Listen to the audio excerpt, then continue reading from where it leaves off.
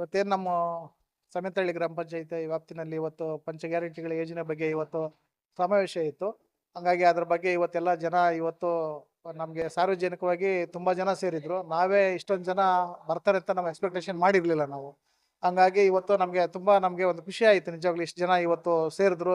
ಇಷ್ಟು ಅವ್ರದ್ದು ಇದಿತ್ತು, ಅವ್ರದ್ದು ಸಮಸ್ಯೆಗಳಿತ್ತು. ಇವತ್ತು ಅದ್ರದ್ದೆಲ್ಲನೂ ಗೃಹಲಕ್ಷ್ಮಿದಿರ್ಬೋದು, ಮತ್ತೆ ರೇಷನ್ ಕಾರ್ಡ್ ಇರ್ಬೋದು, ಮತ್ತೆ ಮತ್ತೆ ಇನ್ನೊಂದು ನಮ್ಮ ಏರಿಯಾಗೆ ಚಿಕ್ಕತಿರುಪತಿಯಿಂದ ಹೊಸಕೋಟೆವರೆಗೂ ಬಸ್ಗೆ ಅಂತಂದ್ಬಿಟ್ಟು ಒಂದು ಕೇಳಿದ್ದಾರೆ.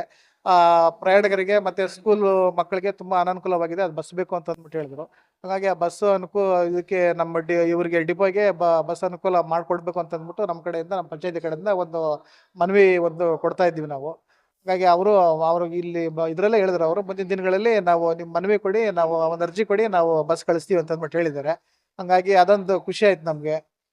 ಮತ್ತೆ ಇನ್ನು ಮಿಕ್ಕಿದಂಗೆ ಇನ್ನ ಪೂರ್ತಿ ಪ್ರತಿಯೊಬ್ಬರು ಈಗ ಕೆಲವರು ರೇಷನ್ ತೆಗ್ದಾಕ್ಬಿಟ್ಟಿದ್ದಾರೆ, ರೇಷನ್ ಕಾರ್ಡ್ ಅಲ್ಲಿ ನಂಗೆ ಹೆಸರು ತೆಗ್ದಾಕ್ಬಿಟ್ಟಿದ್ದಾರೆ ಅಂತ ಅಂದ್ಬಿಟ್ಟು ಅವರು ಸಮಸ್ಯೆಗಳನ್ನ ಹೇಳ್ಕೊಟ್ರು. ಹಂಗಾಗಿ ನಮ್ಮ ಇದರಲ್ಲಿ ನಮ್ಮ ಸರ್ಕಾರದವರು ತೆಗ್ದಿಲ್ಲ ಅಂತ ಅಂದ್ಬಿಟ್ಟು ನಾವು ಅಂದ್ಕೊಳ್ತೀವಿ. ಇದು ಕೇಂದ್ರ ಸರ್ಕಾರದವರು ಇದನ್ನ ಮಾಡ್ತಾ ಇದ್ದಾರೆ. ಇವತ್ತೊಂದು ಪತ್ರಿಕೆಯಲ್ಲಿ ನಾವು ನೋಡಿದಾಗ 2,49,000 ರೇಷನ್ ಕಾರ್ಡ್ ತೆಗ್ದಿದ್ದಾರೆ ಇವತ್ತು. ಹಂಗಾಗಿ ಇವತ್ತು ಯಾವುದೇ ಕಾರಣಕ್ಕೂ ನಮ್ಮ ಸಿದ್ದರಾಮಯ್ಯನವರ ಸರ್ಕಾರ ಆಗಲಿ, ನಮ್ಮ DKಶಿ ಸರ್ಕಾರ ಆಗಲಿ, ಇವತ್ತು ನಮ್ಮ ರೇಷನ್ ಕಾರ್ಡು ನಾವು ತೆಗ್ದಿಲ್ಲ. ನಾವು ಇವತ್ತು ಕೇಂದ್ರ ಸರ್ಕಾರದಿಂದ ಇವತ್ತು ರೇಷನ್ ಕಾರ್ಡ್ ತೆಗ್ದಿದ್ದಾರೆ.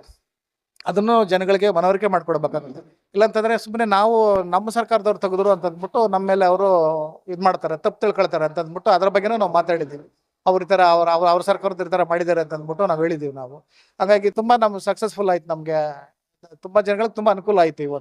ಇವತ್ತಿನ ದಿನದಲ್ಲಿ ಇವತ್ತು ಕಾರ್ಯಕ್ರಮ ತುಂಬಾ ಸಕ್ಸಸ್ಫುಲ್ ಆಯ್ತು ಸರ್. ಹಾಗಾಗಿ ಎಲ್ಲ ನಮ್ಮ ಸಾರ್ವಜನಿಕರಿಗೆ ನಾವು ಧನ್ಯವಾದ ಹೇಳೋದಕ್ಕೆ ನಾವು ಇಷ್ಟಪಡ್ತೀವಿ.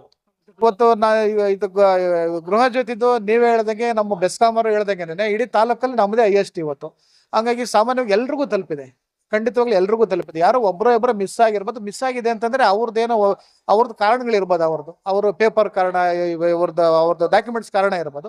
ಹಂಗಾಗಿ ಎಲ್ರಿಗೂ ತಲುಪಿದೆ. ಇಡೀ ನಮ್ಮ ಹೊಸಕೋಟೆ ತಾಲೂಕಲ್ಲೇ ನಮ್ಮ ಪಂಚಾಯತಿಂದ ಹೈಯೆಸ್ಟ್ ಆಗಿ ತಲುಪಿರೋದು ಅಂತ ಅಂದ್ಬಿಟ್ಟು ನಾವು ಹೇಳಕ್ ಇಷ್ಟಪಡ್ತೀವಿ.